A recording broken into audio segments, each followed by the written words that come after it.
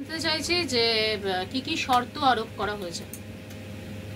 Landed court আজকে জ্যোতিপ্রিয়া মল্লিককে bell দিয়েছেন with certain conditions, যেখানে তিনি বলেছেন তার পাসপোর্টটা জমা দিতে হবে 1 নম্বর।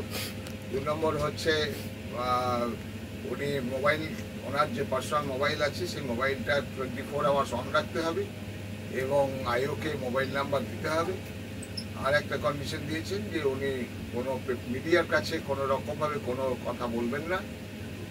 আর একটা অর্ডার দিয়েছেন যে ওনাকে সবসময় অ্যাভেলেবেল থাকতে হবে যেখানেই থাকুক, এবং আয়ের সঙ্গে যদি দরকার মনে করে আয়ের সঙ্গে দেখা করতে হবে।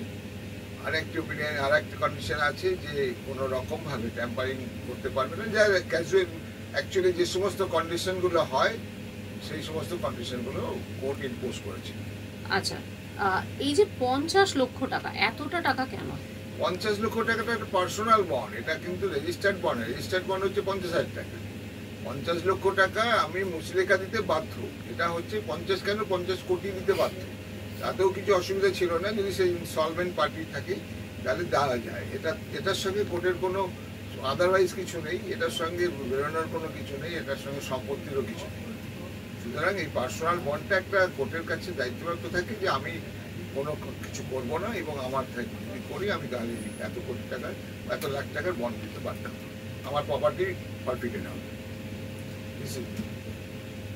আচ্ছা, আর হচ্ছে যে একসময় ইডি তারা বলেছিল কিংপিন, কিং মেকার এবং রিং মেকার, এবং বলেছিল যে দুর্নীতির গঙ্গাসাগর, সেগুলো কি প্রমাণ করতে পারলো না?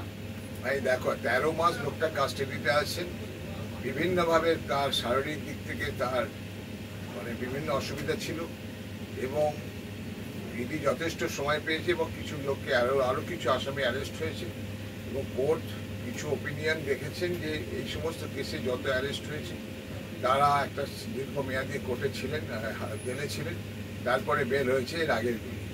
এবার কোর্ট এখানে বেল দিতে গিয়ে এই যে এতদিন ধরে 13 মাসের উপরে কাস্টাডি আছে সেটাকে কোর্ট দেখেছে এবং কনসিডার করেছেন অন দিস অ্যাসপেক্ট যে এখনো অ্যারেস্ট হচ্ছে, সেই কারণে এই কেসের ট্রায়াল কবে শেষ হবে সেটা বলতে পারছেন না। সুতরাং মানুষকে তো দীর্ঘদিন ধরে বিনা বিচারে আটকে রাখা যায় না, সেই কারণে কোর্ট সমস্ত যুক্তি দেখে বেলটা দিয়েছে।